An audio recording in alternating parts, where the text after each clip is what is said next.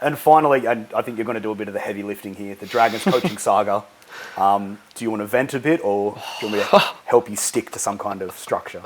I've done enough venting at home. I think my family would be sick of me talking about it, to be honest.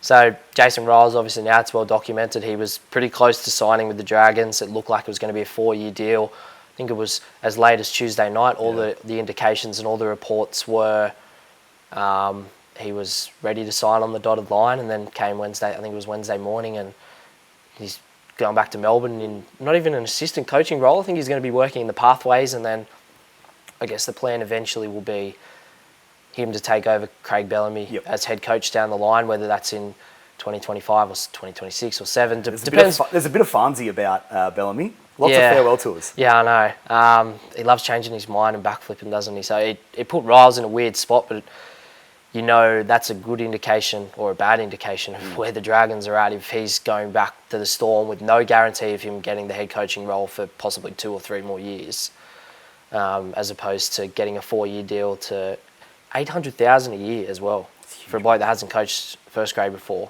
It's huge coin. Everything was in his favour, and he still turned it down. So that's not a great sign for where they're at. Same day, but he major sponsor of 40 years decides to withdraw. So it's not great times at the Red V, is it? Yeah, it's ordinary. But do you want to run us through the list of candidates that are still in the mix apparently for the Dragons job?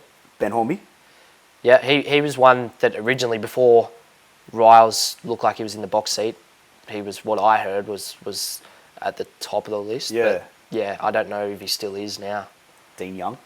I don't think so. I know a lot of Dragons fans are not keen on Dean Young. Right. Yeah, which you'd think they would be because of his history at the club, and started a pretty decent apprenticeship the last couple of years under Todd Payton, especially last year with how well the Cowboys played. But yeah, I'm not overly keen on it as well, and I know a lot of Dragons fans aren't. So Des Hasler. Is that actually a thing?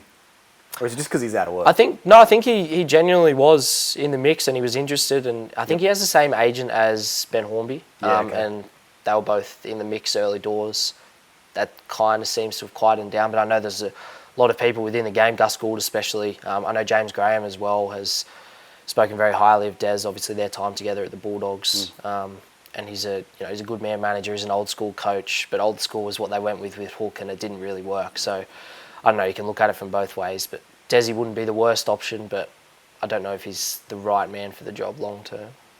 Thoughts on John Morris? Has done good things at Souths. Was very well liked at Cronulla. I like John Morris. He seems like a good operator, smart footy brain. So wouldn't be the worst option, but he's not exciting either. Like he's not. Yeah, this is a proven premiership winner, and proven NRL coach like a Des or someone else that's now in the running. So probably not the most exciting option. You could slot him into your top 30. Man's is still in very good shape. Great shape, isn't he? Good looking rooster. And then finally Shane Flanagan.